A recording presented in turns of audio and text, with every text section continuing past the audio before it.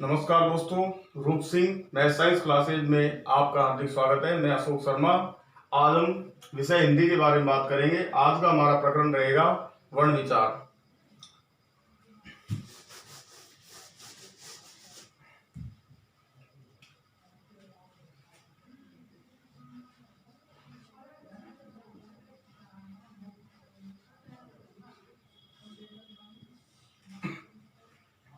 वर्ण विचार हिंदी में एक ऐसा टॉपिक है जिसमें से सभी प्रतियोगी परीक्षाओं में 2 से 3 प्रश्न पूछे जाते हैं, तो इसलिए इसको थोड़ा ध्यान देकर पढ़ने की आवश्यकता है।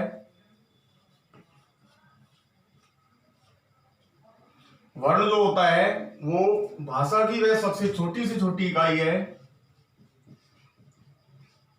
वर्ण भाषा की वह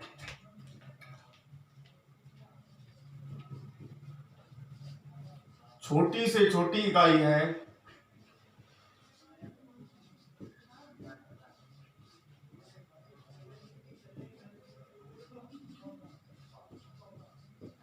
जिसके एक से अधिक टुकड़े संभव नहीं हो। जिसके एक से अधिक टुकड़े संभव नहीं हो। तो वर्ण भाषा की वह छोटी से छोटी इकाई है जिसके एक से अधिक टुकड़े संभव नहीं हो, या जिसका एक टुकड़ा तो किया जा सकता है लेकिन एक से अधिक टुकड़े हम उसके नहीं कर सकते हैं। जैसे कि उदाहरण के तौर पर हम समझते हैं, जैसे कि हमने ए लिखा है, दूसरी तरफ क। हिंदी में ए स्वर है और ये व्यंजन है।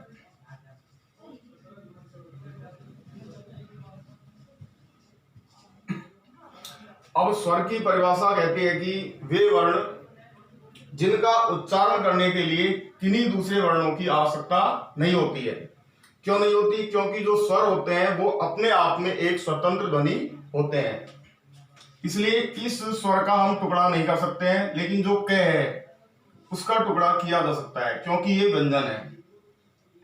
व्यंजन ऐसे वर्ण होते हैं जिनका उच्चारण करने के लिए हमें इन स्वरों की आवश्यकता लेनी पड़ती है।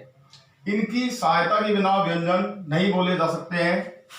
तो जैसे कि अगर हम इस क व्यंजन का टुकड़ा करते हैं, इसमें से स्वर को बाहर निकालते हैं, तो ये जो ए है ये इसमें छुपा हुआ है, इसको हमने अलग कर लिया तो इसका ये एक टुकड़ा ए के रूप में हमें मिल गया, और इसके अब और ज्यादा टुकड़े नहीं हो पाएंगे। तो इसके बाद में हम पढ़ेंगे स्वर के बारे में कि हम स्वर किसे कहते हैं। स्वर वे वर्ण जिनका उच्चारण करने के लिए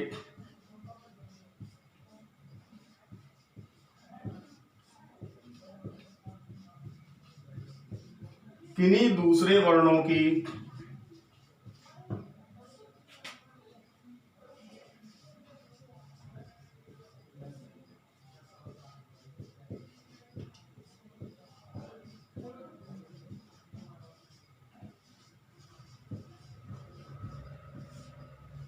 आवश्यकता नहीं होती। यानी कि वे वर्ण जिनका उच्चारण करने के लिए हमें किन्हीं दूसरे वर्णों की आवश्यकता नहीं होती है, जिस तरह की व्यंजन में होती है, क्योंकि ये स्वतंत्र ध्वनि कहलाते हैं। इसलिए इन वर्णों का उच्चारण करने के लिए हमें दूसरे वर्णों की सहयोग लेने की आवश्यकता नहीं होती है।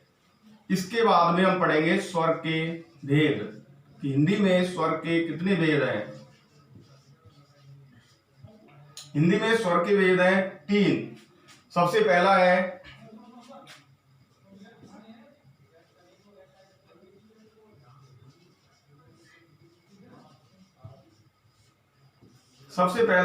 हर्ष स्वर। तो वे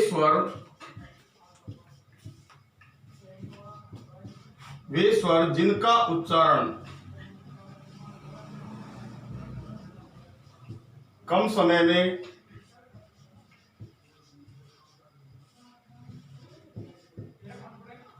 या जो खींचकर नहीं बोले जाते हैं,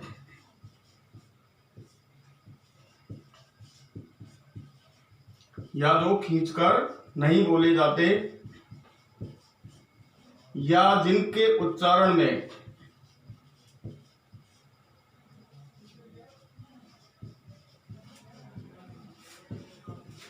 एक मात्रा काल का समय लगता हो,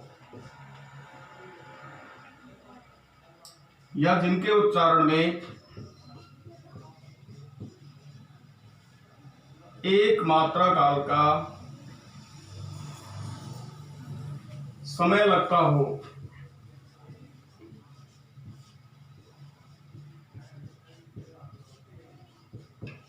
उन्हें हम ह्रस्व स्वर के नाम से जानते हैं।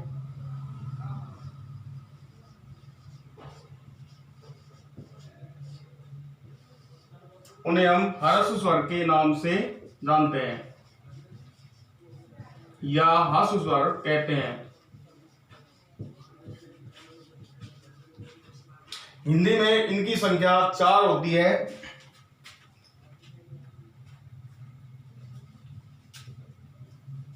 ए, ई, उ और री।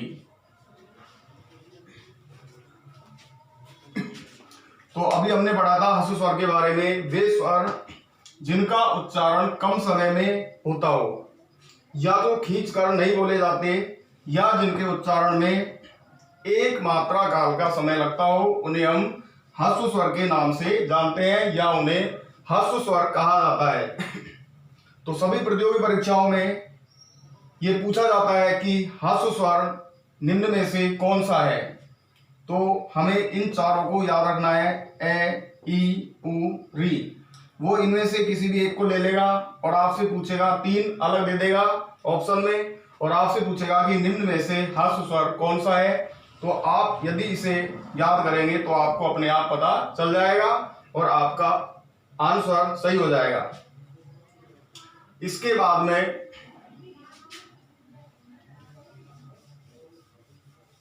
हम पढ़ेंगे दीर्घ स्वर के बारे में।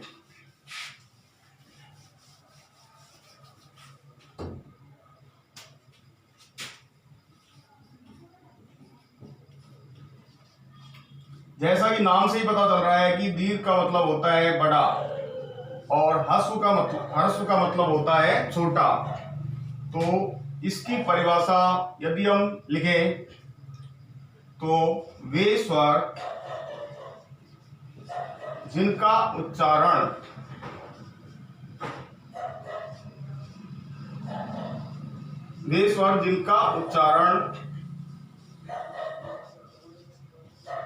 करने में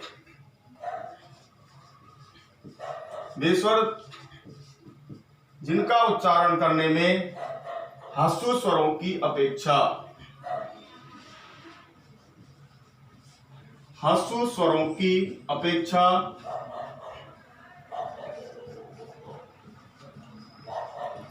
कितना समय लगता हो? दुगुना समय लगता हो। वे स्वर जिनका उच्चारण करने में ह्रस्व स्वरों की अपेक्षा दुगुना समय लगता हो, या दो मात्रा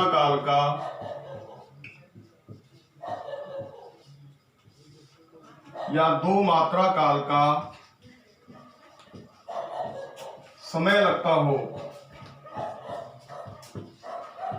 या ह्रस्व स्वर में हमने पढ़ा था कि ये खींचकर नहीं बोले जाते हैं, या वो थोड़े खींचकर बोले जाते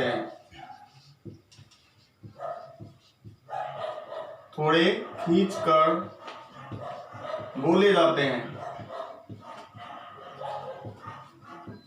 उन्हें हम क्या कहते हैं? दीर्घ स्वर। हिंदी में इनकी संख्या कितनी है? टोटल 7 है। ये कौन कौन से हैं? आ, ई, उ,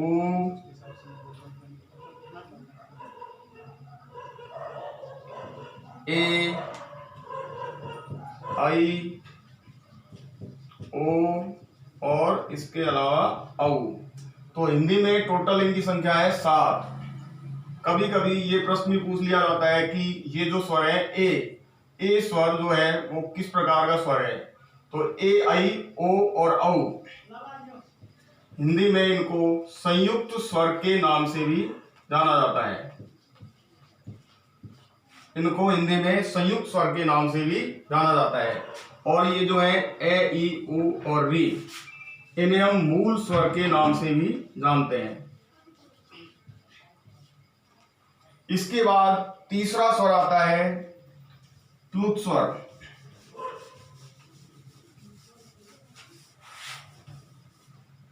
इसका तीसरा भेद है प्लुत स्वर।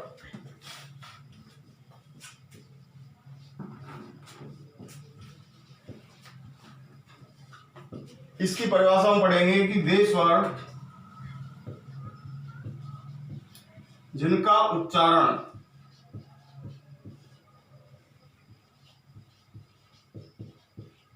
कैसा हो, दीर्घतम हो, यानी कि लंबा होता हो। वे स्वर जिनका उच्चारण दीर्घतम हो या जिनके उच्चारण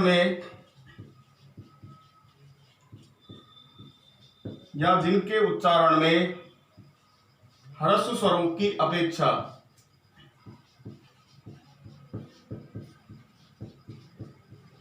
कितना समय लगता हो, तिगुना समय यानी 3 गुना समय लगता हो, या जिनके उच्चारण में तिगुना समय लगता हो, तिगुना समय या 3 मात्रा काल का समय लगता हो।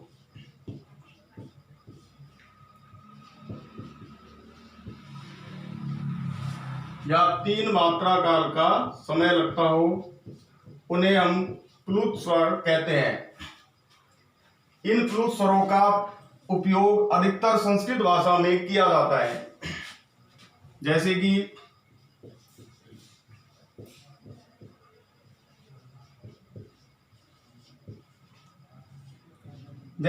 ओम, एक तो हम ए बोलते हैं तो उसको हम खींचकर नहीं बोलते हैं, और जैसे हमने आ दीर्घ स्वर बोला तो उसे हमें थोड़ा खींचकर बोलना पड़ेगा। लेकिन इस जो ह्रस्व स्वर ए है, ए की अपेक्षा यदि हम ओम को बोलेंगे तो हमें 3 गुना अधिक समय इसमें बोलने में लगेगा।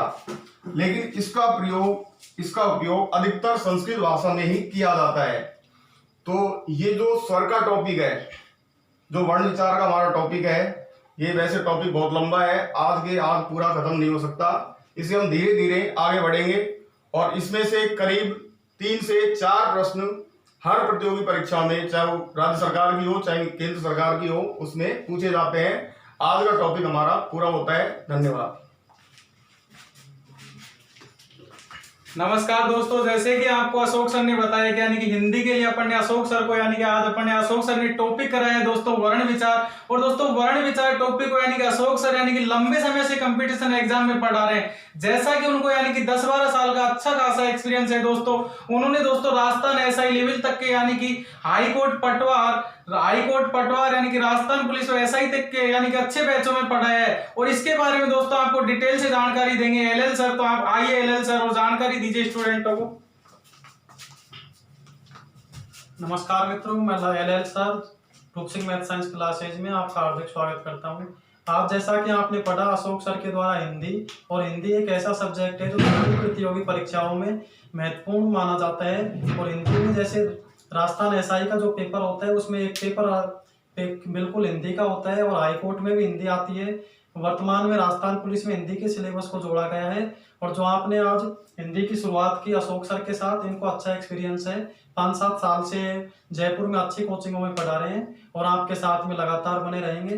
तो मित्रों, अगर आपको हमारी क्लास पसंद आ रही हो तो आप चैनल को जरूर सब्सक्राइब करें, वीडियो को लाइक करें, शेयर करें। और अगर आपको हिंदी की क्लास में किसी प्रकार की समस्या हो तो हमें कमेंट बॉक्स में जरूर बताएं। जय हिंद दोस्तों।